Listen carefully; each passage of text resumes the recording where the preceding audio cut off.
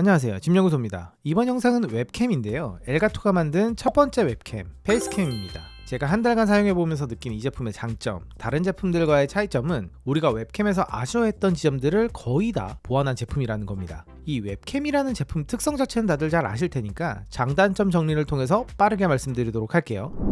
이 제품은 사실 일반 웹캠은 아닙니다. 단순히 화면을 송출하는 수준이 아니고 화질 퀄리티를 생각하는 그런 유저들에게 맞는 고급형 웹캠입니다. 외관은 직육면체의 박스 형태로 다른 웹캠에 비해서는 약간은 큰 느낌이 있는데, 그 이유는 글래스 렌즈를 겹겹이 사용했다고 합니다. 플라스틱이 아닌 글래스이기 때문에 기본적으로는 촬영 품질이 더 좋을 거고요. 센서는 소니의 스타비스 센서를 사용했는데 실내 촬영을 전제로 설계된 제품이니까 저조도에서 강점이 있고, 실제로 제가 썼을 때도 빛이 적은 상황에서도 느낌이 상당히 좋고요. 일부 노이즈는 있었지만 전체적인 화질은 상당히 좋은 편이었습니다. 시야각은 82도, 풀프레임 카메라 기준으로는 24mm 정도 되는 어느 정도 광각을 가지고 있어요.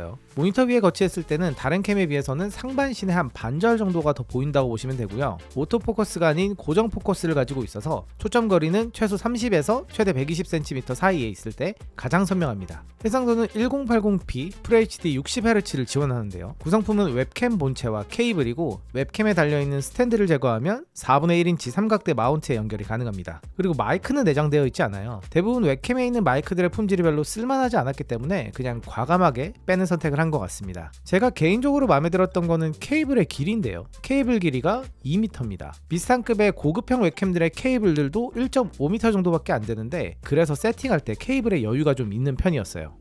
첫 번째 장점, DSLR 카메라급 설정을 가진 소프트웨어가 있다는 점입니다. 페이스캠은 카메라 허브라는 소프트웨어가 있는데요, 프로그램의 왼쪽 패널에서 모든 세팅을 디테일하게 조절이 가능한데, 여기서 특히 주목할 거는 노출 파트입니다. 페이스캠의 조리개는 f2.4로 고정이기 때문에 사용자가 조절할 수 있는 것은 오토 모드 혹은 수동 모드에서 셔터 스피드와 ISO 값이에요. 근데 이게 실제로 카메라에서 조리개 고정 모드 A 모드에서 노출을 조절할 때 하는 방식과 동일합니다. 그래서 페이스캠에서는 내가 원하는 화면의 밝기를 조절할 수가 있어요. 의도적으로 어둡게 해서 뒷배경의 느낌을 죽이거나 아주 밝게 해서 피부톤 자체를 올릴 수가 있죠. 이게 기존 웹캠은 이렇게 두 수치를 각각 따로 조절하지 않았기 때문에 밝게 만들면 마치 하얀 막이 낀 것처럼 전체적인 밝기가 이상하게 올라갔었거든요. 이 부분이 상당히 불편한 부분 중에 하나였습니다. 그래서 이건 진짜 킬러 기능이고요. 특히 제가 긍정적으로 본 거는 페이스캠에서 이 노출 설정만 잘 만질 수가 있으면 나중에 카메라로 장비를 업그레이드 했을 때도 어떤 별도의 학습 없이 카메라에서 A 모드를 쓰는 게 엄청 쉬워질 거라는 겁니다. 즉 페이스캠을 쓰는 것만으로도 DSLR 카메라 설정을 미리 학습할 수가 있는 거죠.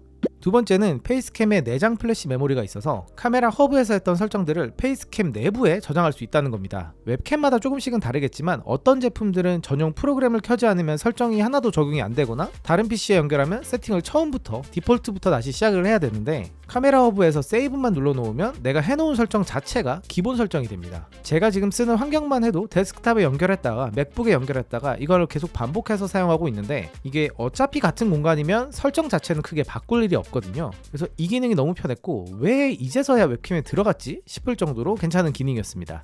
세 번째 장점은 좀 뜬금없긴 한데요, 최신 애플 M1 칩에서 아주 잘 동작한다는 겁니다. 제가 올 2021년 한 해 M1 맥북 에어를 쓰면서 다양하게 스트리밍 장비, 마이크, 액세서리들을 연동해서 써보고 있는데요, 생각보다 아직까지도 M1에서 소프트웨어 자체가 동작하지 않는 제품들이 너무 많아요. 그래서 구형 버전을 별도로 찾아서 받아서 써야 된다거나 아니면 아예 못 쓰거나 하는 불편함들이 종종 발생했었거든요. 하지만 페이스캠의 카메라 허브는 M1에서 아주 정상으로 잘 동작을 합니다. 이게 참 웃긴데, 이런 호환성 문제를 많이 겪다 보니까 이렇게 그냥 잘 돌아가는 것만으로도 편안함을 느끼네요. 다음으로는 단점입니다. 첫 번째 단점은 역시 가격입니다. 이 제품의 가격은 27만원이고요. 동급 레벨의 웹캠들과는 가격이 비슷한 편이라서 크게 차이는 없지만 전체 웹캠 시장에서 바라보면 가격이 어느 정도 있는 편이죠. 그래서 이 제품은 일반용 웹캠을 찾는 사람보다는 웹캠의 화질이나 성능을 한 번 더 업그레이드하고 싶은 사람에게 적합합니다. 카메라로 바로 넘어가게 되면 50에서 100만원 줘야 되니까 중간에서 한번 갈아타기에 좋죠. 두 번째 단점은 단점까지는 아니고 개인적으로 조금 아쉬운 점인데, 화이트 밸런스 설정 옵션이 더 디테일했으면 좋았겠다는 겁니다. 화이트 밸런스 조절은 디테일하게 하면 포토샵이나 라이트룸, 프리미어에서 온도값 켈빈과 색조값 틴트로 조절을 하게 되는데요, 이왕 페이스캠이 카메라 같은 설정을 추구하는 만큼 이 틴트, 색조값 조절까지 가능했다면 정말 완벽한 설정 옵션을 가지지 않았을까 생각해봅니다.